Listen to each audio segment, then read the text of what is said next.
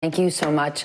Joining us now, a very, very busy person, the Democratic governor of the state of Michigan, Gretchen Whitmer. Governor, thank you for joining us this morning. It has been an extraordinary few days. Just yesterday, you decided to close restaurants, bars, gyms, coffee houses, clubs, and movie theaters. What went into making that decision? What was the tipping point?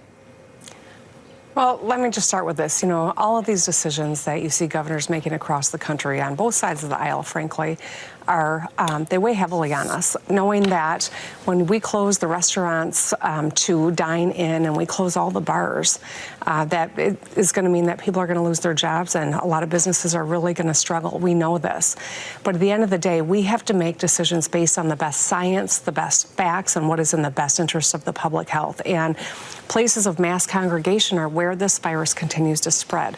In order to flatten the curve, we need to be aggressive on the front end. The federal government did not take this seriously early enough, and now it is on us to make sure we're doing everything we can based on the best facts and science available, and that we are always putting the health of our people front and center. So it was a tough decision to make, but we know that the spread of this virus is dependent on close proximity, and this was one of many steps that we're taking in the state of Michigan. What's the next step? Is it to shelter in place, what San Francisco is doing?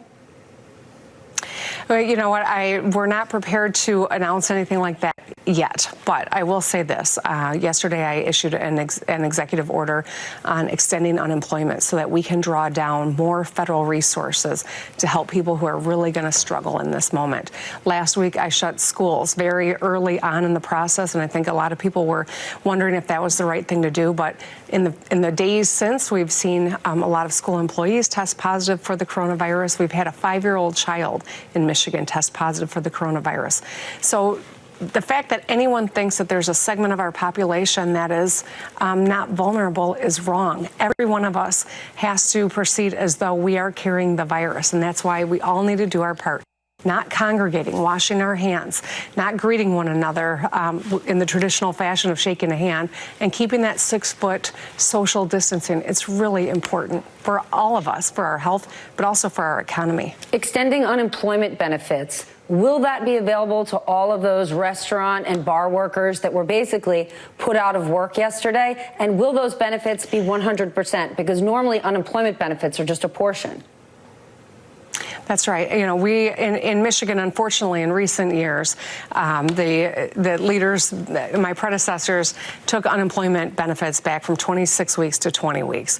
We know that in order to maximize the benefit for Michiganders, I needed to extend it back to 26 weeks, and that's why I did it via executive order, so that when these dollars become available, we're really pulling together to make sure that we're helping people who are going to struggle, and we're going to continue to move forward on all of those fronts. Are you working with the federal government? Yesterday, the New York Times reported that the president told a group of governors, don't wait for the federal government.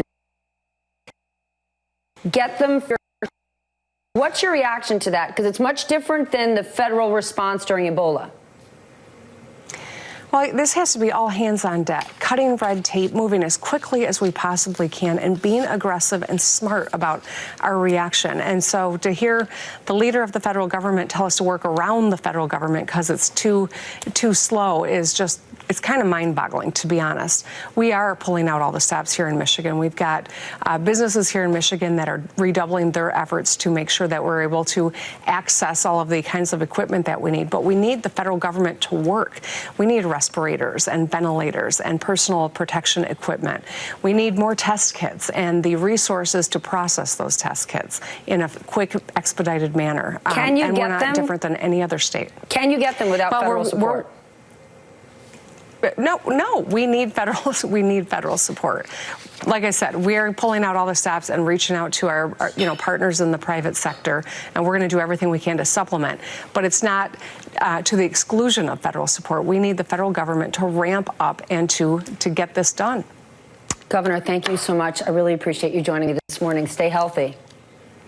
Thank you. You too.